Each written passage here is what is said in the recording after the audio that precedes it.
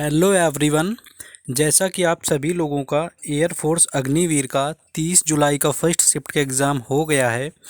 तो यहाँ पर जितने भी क्वेश्चंस हमें मिल पाए हैं मैथ्स का, इंग्लिश का या फिर आपका फिजिक्स का, तो उन सभी का यहाँ पर एनालिसिस करवाने वाले हैं, जैसा कि सभी शिफ्टों का हमने कराया हुआ है आप सभी का। अगर आपका किसी भी शिफ्ट का एनालिसिस छूटा हुआ है, अगर आपका कल यानी आगे आने वाली शिफ्ट में एग्ज़ाम है, तो आप प्लेलिस्ट में जाकर के पूरी प्लेलिस्ट देख सकते हैं, जिससे आपको अच्छी तरह से आइडिया मिल जाएगा कि किस तरह के क्वेश्चंस पूछे जा रहे हैं। तो जिन लोगों ने चैनल को सब्सक्राइब नहीं किया हुआ है, चैनल को सब्सक्राइब कर लेंगे, बेल आइकन को ऑन कर लेंगे, जिससे कि उनको वीडियो आने का नोटिफिकेशन सबसे पहले मिले और वो वीडियो को देख सकें कि क्या एनालिसिस रहा आज का। तो चलिए बिना टाइम वेस्ट के शुरुआत करेंगे कैसे क्वेश्चंस पूछे गए थे। और आप लोग भी वीडियो को मोटिवेशन के लिए लाइक ज़रूर कर दें, क्योंकि इतनी मेहनत करते हैं तो आप लाइक तो कर ही सकते हैं। तो यहाँ पर आपका जो पहला क्वेश्चन फिजिक्स में आया हुआ था कि आपका पृष्ठ तनाव की विमा पूछी गई थी। तो पृष्ठ तनाव का जो होता है आपका T=F/L होता है। अगर हम पृष्ठ तनाव की बात करें तो F/L होता है, जहाँ पर आपका L होता है F जो है आपका ये बल होता है, जिसका विमा जो होता है MLT-2 होता है। और ये नीचे आपका लंबाई दिया हुआ होता है L, तो L की विमा L ही होती है। L से L ख़त्म हो जाएगा तो जो आपका विमा बचता है MT-2 राइट आंसर है। यानी जो पृष्ठ तनाव की विमा है वो MT-2 यहाँ पर राइट आंसर था, जो कि मोस्टली लोगों का सही हुआ होगा क्योंकि आसान क्वेश्चन था।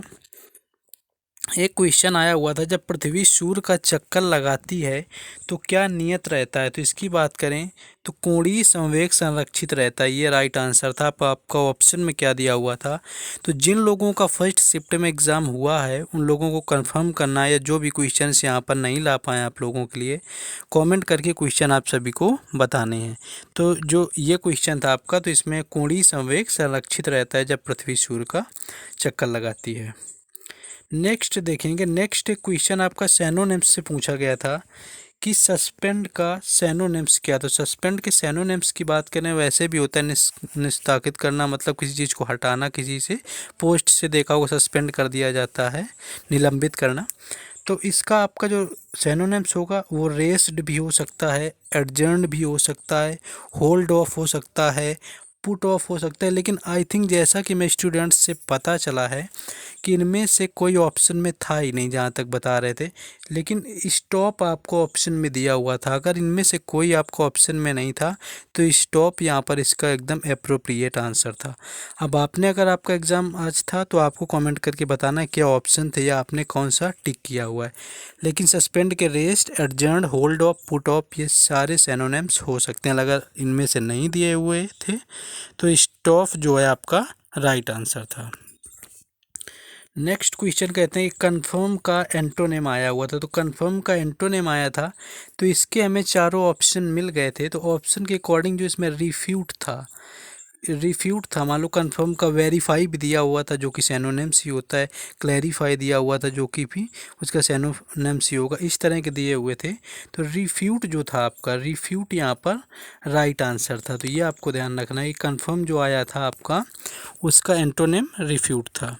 नेक्स्ट क्वेश्चन पूछा गया था वेनेरेट का सैनोनिम्स क्या है। तो वेनोरेट की बात करें तो वेनोरेट की मतलब होता है एडमायर करना किसी को, या वर्शिप करना, मान लीजिए एक तरह से किसी को एडोर करना, आराधना करना, इस टाइप का होता है। तो वेनरेट का जो सैनोनिम्स था एडमायर हो जाता है, वर्शिप हो जाता है। लेकिन ऑप्शन में आपका ग्लोरी दिया हुआ था, तो अगर ऑप्शन में यही ग्लोरी दिया हुआ था तो सबसे, अगर ये दो नहीं दिए हुए तो अप्रोप्रिएट जो आंसर होगा आपका ग्लोरीफाई ही राइट आंसर था। नेक्स्ट क्वेश्चन आया हुआ था कॉन्ग्रेचुलेशंस का स्पेलिंग एरर पूछा गया था। स्पेलिंग एरर जैसा कि हर शिफ्ट में पूछा जा रहा है, तो कॉन्ग्रेचुलेशंस का स्पेलिंग एरर आया हुआ था। तो कॉन्ग्रेचुलेशन की स्पेलिंग CONGRATULATIONS दिया हुआ था। तो कॉन्ग्रेचुलेशंस का स्पेलिंग एरर आया हुआ था। नेक्स्ट आपका पूछ लिया गया था कि एनॉय होता है किसी को तंग करना, कि एनॉय का नाउन क्या होगा। तो कुछ लोगों ने एनॉयड किया हुआ है, मैंने पूछा तो वो बता रहे थे हमने एनॉयड किया हुआ है, कुछ ने एनॉइंग किया हुआ है। लेकिन जो एनॉय की नाउन की बात करें आपका, तो एनोयांस जो होता है आपका नाउन, यहाँ पर राइट आंसर था जो कि एनॉय का था। ये इतना भी मुश्किल वैसे था नहीं कि एनॉय का जो नाउन होता है वो एनोयांस होता है। अब आपका सही हुआ या गलत आपको कमेंट करके बताना है। नेक्स्ट क्वेश्चन देखेंगे। नेक्स्ट आपका आया हुआ था एक इडियम्स और फ्रेजेस से आया हुआ था। जैसा कि आज पता चला है कि वन वर्ड सब्स्टिट्यूशन से क्वेश्चन नहीं आया नहीं था या स्टूडेंट्स को याद नहीं रहा है बताने के लिए, तो आप बता सकते हैं अगर आपका एग्ज़ाम था। तो एक आया था कॉक एंड बुल स्टोरी जो होता है, इसका आपका इडियम्स पूछा गया था। तो कॉक एंड बुल स्टोरी का आपका incredible story as the truth हो सकता है, यानी कोई मनगढ़ंत कहानी जो सच की तरह परोसी गई हो, या आपका हो सकता है फॉल्स स्टोरी ऑप्शन में दिया हो, या आपका यही दिया होगा incredible story as the truth. तो आपको ये भी याद रखना है। तो यहाँ पर वो क्वेश्चन लाते हैं जो कि हमें स्टूडेंट्स के द्वारा मिल पाते हैं। बाकी आपको दिखाते हैं एक दो क्वेश्चन जो फिजिक्स के पूछे गए थे और जो मैथ में क्वेश्चन आए तो उनको बताना चाहेंगे आप लोगों के लिए।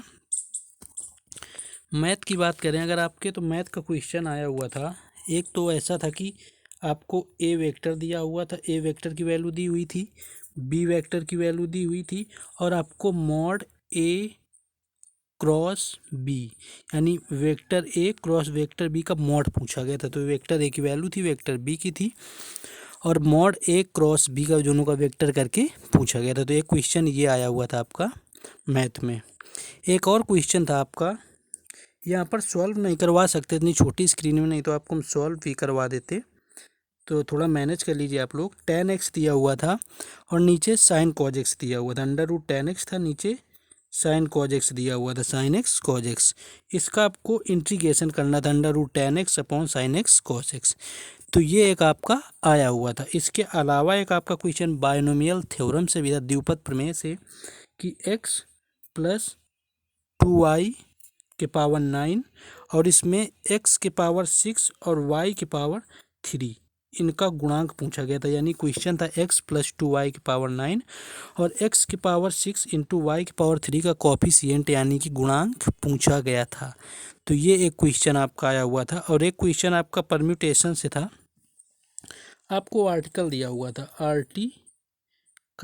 आर्टिकल दिया हुआ था, जिसमें कहा गया था कि आर्टिकल के सभी स्वरों को रीअरेंज करने पर स्वर हमेशा सम स्थानों पर है, यानी इवन नंबर पर है। तो इसमें टोटल 7 अक्षर हैं आपके, मतलब टोटल 7 वर्ड्स है, 1 2 3 4 5 6, तो केवल 7 वर्ड्स हैं। तो आपको यहाँ पर 2 में फिल हो सकता है वॉल, 4 में हो सकता है आपका, और 6 में हो सकता है।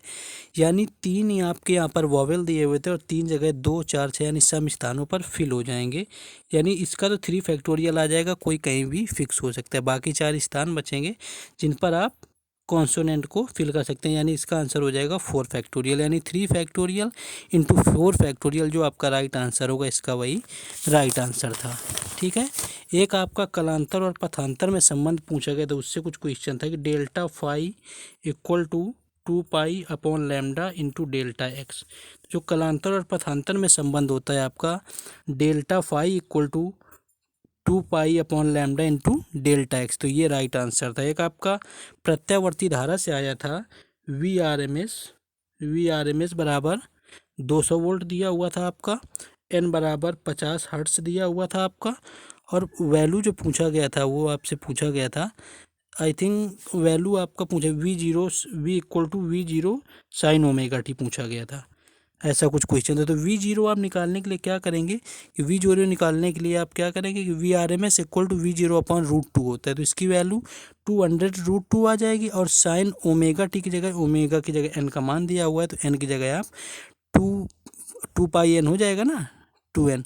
तो आपको n की जगह 50 रख लेंगे और वहाँ पर 2 से मल्टीप्लाई कर देंगे। तो इस तरह का कुछ क्वेश्चन आया हुआ था। तो ये जितने क्वेश्चंस हमें मिल पाए आप लोगों के लिए लेकर आए, कोशिश करी हुई है। आई होप आपको वीडियो पसंद आया होगा, तो लाइक करें, चैनल को सब्सक्राइब जरूर कर लेना, जिससे कि हमारा भी सपोर्ट होता रहेगा कि आप लोगों के लिए कुछ नया नया लाते रहें, और बाकी स्टूडेंट्स का भी सपोर्ट हो जाएगा जो आगे आने वाली शिफ्टों में जिनका एग्ज़ाम है। तो मिलते हैं सेकेंड शिफ्ट के एनालिसिस में। जय हिंद।